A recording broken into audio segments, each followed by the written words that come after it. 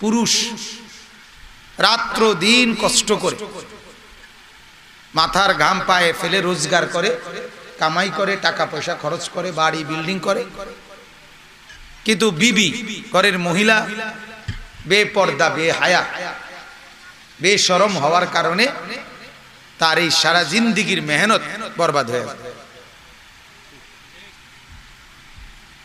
কিছুদিন আগে এক পরিচিত মানুষ সারা জীবনের বিদেশের জমানো টাকা দিয়া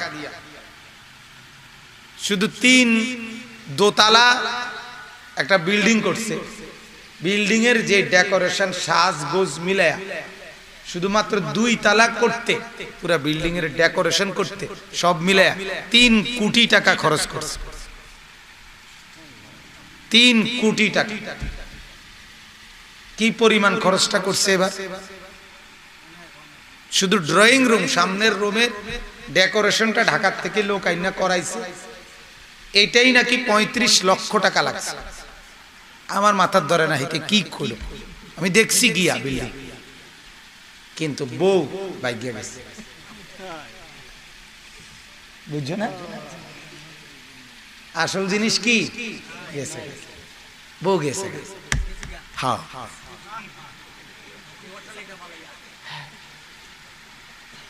ঠিক আছে, যেটার কথা ঠিক। কি ফায়দা হলো? কি ফায়দাটা হলো বলে? কি অর্জনটা হলো? এরকম একটা ঘটনা। ওহো, আপনারা জানেন না, আমরা জানি। কিভাবে জানি?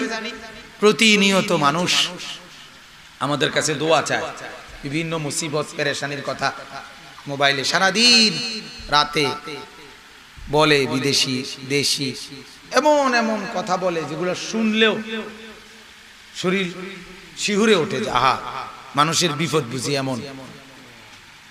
পারিবারিক ঝামেলা, পারিবারিক দ্বন্দ্ব, কলহ, মুসিবত।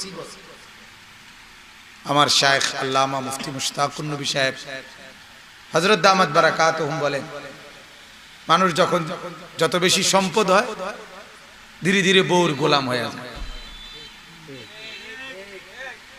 বউয়ের কি হয়ে যায়? গোলাম হয়ে যায়। টাকা বাড়ে, তার ভিতরে গোলামি বাড়ে।